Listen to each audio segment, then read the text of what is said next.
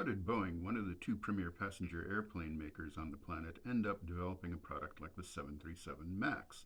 Didn't they have the capacity to make a product built from the ground up to meet customer requirements and profitability goals? There's considerable reason to think that Boeing doubted that they could do that. Before Boeing made the 737 MAX, they made a plane called the 787, or Dreamliner.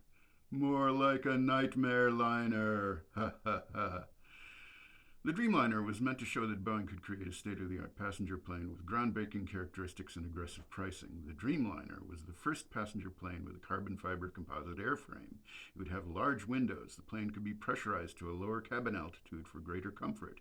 It would fly farther than comparable planes made of aluminum, and it would be developed for a fraction of the cost of the 777. This channel being mostly about project management and management in general, the point here is that the 787 project was an exercise in management creating a product by decree. Quoting Harry Stonecipher, then chairman of Boeing's board of directors, the brief was to, quote, develop the plane for less than 40% of what the 777 had cost to develop 13 years earlier, and build each plane out of the gate for less than 60% of the 777's unit cost in 2003. Of course, Boeing engineers told them that they were smoking crack, but management knew better. They were going to show those engineers how it's really done. Boeing went to their suppliers with a set of requirements and had the suppliers bid against each other to accept the job of meeting those requirements with their own designs and supplying parts that met the required specifications on a schedule dictated by Boeing. Some of those suppliers did exactly that, but not enough of them, not nearly all of them, and the schedule and price of the 787 depended on everything going right.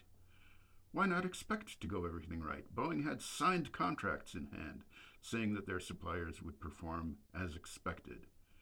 Wikipedia lists the major suppliers: Mitsubishi and Subaru for wings, Alenia Aeronautica and Korean Aerospace Industries for horizontal stabilizers, Global Aeronautica, Kawasaki, and Spirit Aerosystems for carbon fiber fuselages, Latécour for passenger doors, Saab for doors and hatches, HCL Enterprise, a software development company in India for the flight control software, TAL Manufacturing for floor beams, Labinal for wiring, Korean Air for wing components, Messier Bugatti Doughty for landing gear, and Hamilton Sundstrand for power management and air conditioning.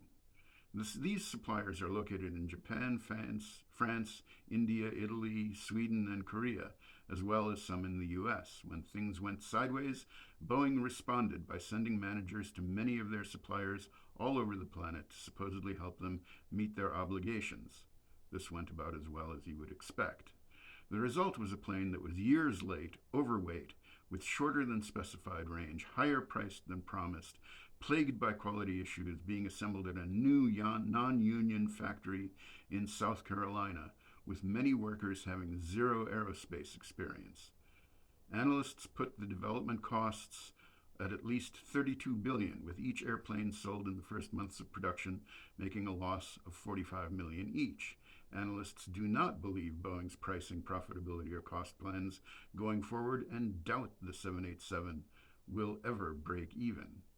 And that is how the company that designed and still makes and sells the 777 profitably in Everett, Washington, came to be hobbled financially, managerially, in production, and got stuck with making unwise modifications to a 50-year-old design in the 737 MAX.